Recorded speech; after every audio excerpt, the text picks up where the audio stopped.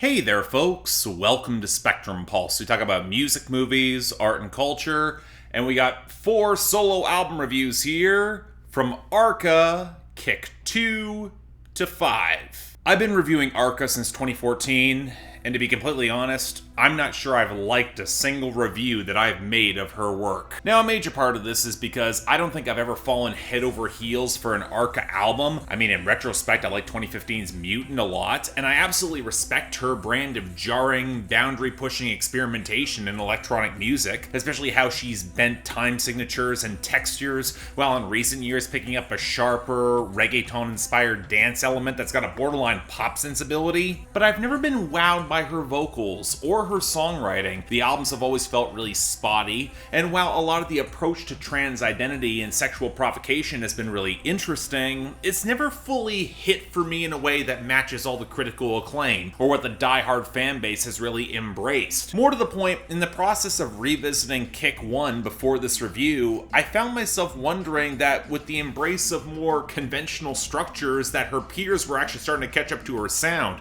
especially in hyperpop. Or maybe it was just the influence of more pop collaborators entering the room. I couldn't get that out of my head. And I think part of my frustration comes with the feeling that I get what Arca is trying to do, but I feel a little bit at a distance from the emotional punch that her fans have described, at least outside of some individual songs like KOK, which I think has left my reviews feeling a little bit more incomplete than I would like. But if there was going to be a way to say that you're going to stay ahead of the curve, this might be the way to do it. Stacking up 4 album releases within days of each other, which to me screamed of both flooding the market and trying to get out of a record label contract with XL, so I was skeptical of this kind of immediately, not just because of some of the collaborations, but also the open question of quality control and whether or not it would be a better idea to streamline all this into one transcendent single or double album. But you know, if they were all truly distinct and interesting, I did want to give this a proper chance and a lot of airtime. So what did we get in the KicK series from 2 to 5? Well, honestly,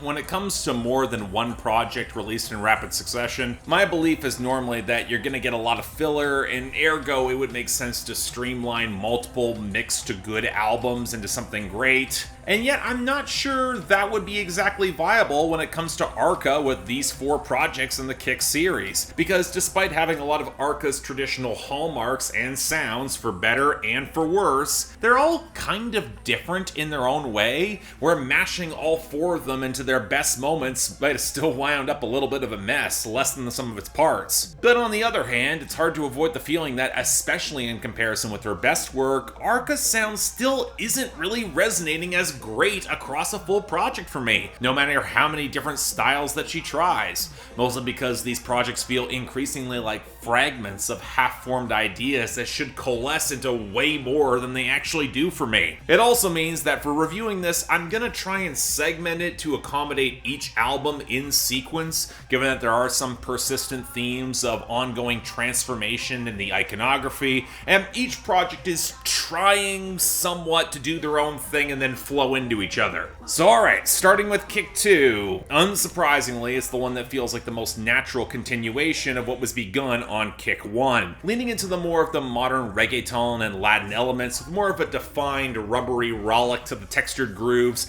that build to the most mainstream accessible tones that Arca probably has ever had. And if you're not still convinced of that, there is a Sia collaboration at the very end to prove it, and how her grayscale approach to mainstream pop can overpower even Arca's weirdest production, especially as this is actually a leftover from 2013, to say nothing of the pernicious hedonism, the horniness, and the kink that runs rampant across the project. No judgment there, I completely understand. But there are elements that still frustrate me. The percussion mixing varies wildly in quality. The pitch-shifted chipmunk vocals, they're less of a feature, but they're still here and getting on my nerves with every metallic hyperpop shift. And the momentum flags really hard after the first third of the album, as she breaks into some creaking experimentation that blows apart any shred of a foundation for a lot of jagged, shambling synth work that might be considered an intriguing mutation To anyone who didn't hear her approach these sounds better 6 or so years ago, not even say that, even sampling some of them, I get how an audience only used to the bangers these sound design experiments might be completely unfamiliar or revolutionary, but between all the shrill metallic fractures, the vocal snippets chopped up into ribbons, and the broken time signatures, this isn't really new to me coming from Arca,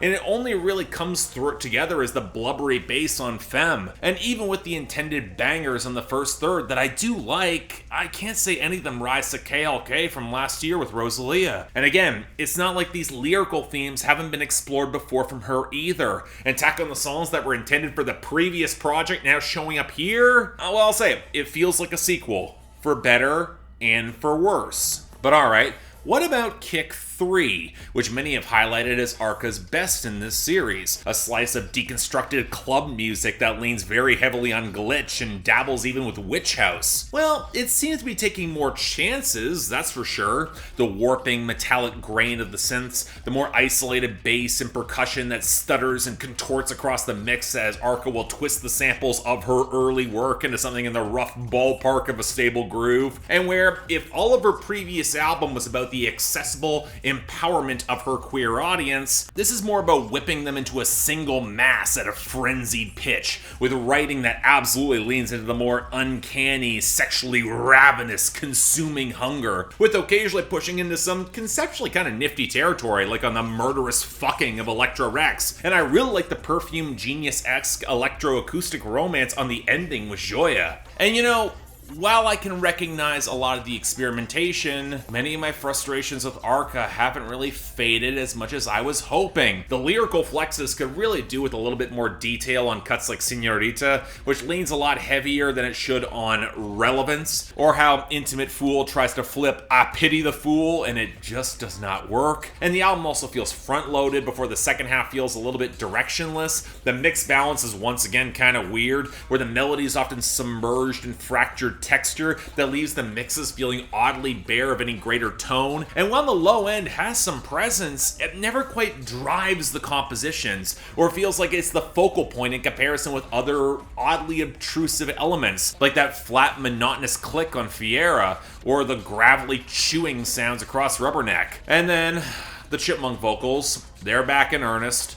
All their shrill, hyperpop exuberance, and I'm sorry, they actively shove me out of the experience every single time. It's not even that they're too abrasive or challenging, given that they're all over the brand of hyperpop that Arca is extrapolating from. It's just a frequency I've never really liked, especially given how metallic and contorted they are. And that leaves me really frustrated with this. Because again, I completely understand why folks really like it, or consider it some of Arca's best work to date. I appreciate the experimentation, but it's not really clicking, and honestly, I might wind up liking the more stabilized driving grooves on parts of KicK 2. At least there's less of the chipmunk vocals. But alright, what about KicK 4, which seems to be regarded as the red-haired stepchild of the KicK releases, as the most formless and underwhelming of the group, despite some guest stars including Shirley Manson, Planning to Rock, No Bra, and electroacoustic producer Oliver Coates. Well, you know what, I certainly get why KicK 4 is probably getting the least attention and the least acclaim. The mood is generally more somber and ethereal, leaning heavily on fractured, sandy synth patches with slower grooves, percussion that really feels underpowered, half-heard auto-tune crooning that barely even bothers to stay on key, and let's not forget the chipmunk vocals that are back in earnest and fitting a fair bit less away from all the hyperpop gloss, with even fewer hooks to boot. And yet, more than ever, it feels like this album is trying to reach a more tender, more vulnerable place amidst the rumble of the last project, reassemble itself into something newer and honest, unconcerned with the flash and the icy cool, but the songs kind of wind up feeling more like fragments of ideas rather than fully composed to support it, where I understand the intended trembling gasp for acceptance and solace in whatever form Arca might choose, but the presentation feels a lot muddier whenever she tries to integrate a guitar or a bass, especially when the mix is as rough as it is on a cut like Hija. It definitely highlights that whenever Arca gets away from her wilder experimentation with song structure and texture towards something that's a little bit more organic, it can feel a little bit more slipshod and kind of melodically undercooked, even if you do get cool moments like Alien Inside with Shirley Manson and those tinny cycling guitars, or the attempted swell on Lost Woman Found. And you know, to make a very odd comparison, even if I don't like all the stylistic deviations, and I'm not remotely surprised that this album's been kind of ignored or dismissed, like with Adele's 30, I think this might be the album that Arca made most for herself in more of a therapeutic mindset. And paradoxically, there's a part of me that respects it a little bit more for that level of vulnerability, even if the execution of it all makes me not really want to revisit it anytime soon.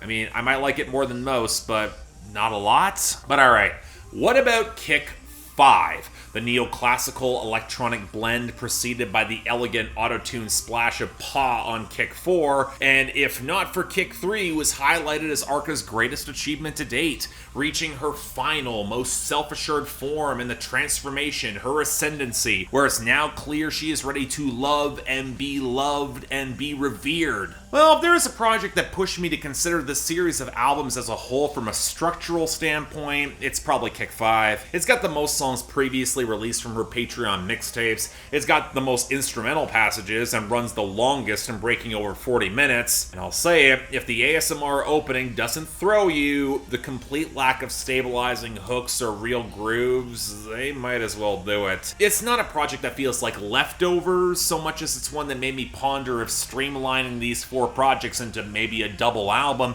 with a little bit sharper pacing could have helped, could have cut off some of the shaft, or at least not leaving your longest and slowest project until the very end. Well, the spare synth twinkles, the rounded electroacoustic plucks, the solitary keyboards, and the occasional shuffle of clunky, faded percussion, outside of that bladed closing track that honestly sounds like it belongs on one of the other KicK albums. None of which, of course, remotely complement the return of any sort of metallic chipmunk vocals. If anything, they feel the most jarringly out of place, yet without anything in the mix to support them this time. But to be honest, I'm just not sure any of these very frail melodies are strong enough to support these compositions unless you're already emotionally invested in Arca's more transformative narrative, which, despite putting a lot of time into these 4 albums, I still feel, unfortunately, a little at a distance. Not that I can't grasp the emotions that this album, or indeed the series of albums, is trying to evoke, or that there aren't some pretty or evocative moments here, like on iiiii or La Infinita or Tierno. It just never quite crystallizes into more than the sum of its very scattered parts, and that's so frustrating. And you know, that might as well sum up how I feel about this entire KicK series. Let me stress again, I respect Arca's experimentation. I appreciate the arc that she's attempted to construct over 4 projects, well, 5 projects really, and just how wildly diverse but artistically consistent she is here. All these albums are distinct in their own sounds and texture, but you will know they're Arca projects without question in the compositions and really a lot of her sonic identity. But without much in the way of standouts, it's hard to escape the feeling that it's not adding up to more of that emotional resonance, even outside the fact, again, I'm not at all in her target audience. There's a lot of textural decisions that just don't click for me. All these projects flag in momentum and can feel weirdly undercooked in odd patches. Lyrically, there are evocative ideas, but they're rarely developed into much more. And I found myself wondering just how much those outside the diehard fanbase will take in this oversaturation of material. The intentions are ambitious, but does the execution add up to more beyond pieces? Does the experimentation really stand out when hyperpop, deconstructed house, ambient music, and an electroacoustic, a lot of her peers are catching up? These albums have a feel like a splatter painting of ideas, and if you're enamored by how evocative the colors are, it's gonna enrapture you, I get it. But to me, I'm just kind of lukewarm, and I'm 8 albums in, and sadly, I don't know if it's going to change. So on average, it's a light 6 out of 10 for the 4 of them. I'll give the proper scores for each individual project in the description. Folks, trust me when I said I did put in the work. I wanted to like this more.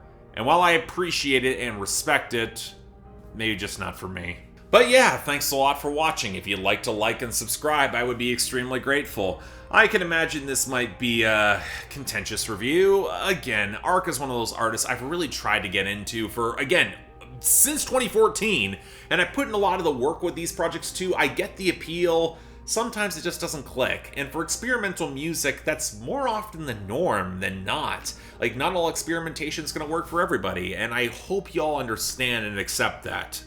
But beyond that, anything else I might be able to do to improve my presentation, I'm all ears. And you guys want to help potentially support this channel, or hey, if you want to guys get involved in my scheduling process in the new year, or join my Discord and argue with me, link to my Patreon right over there. Once again, don't feel obligated to holiday season, I understand, but if you want to, options available.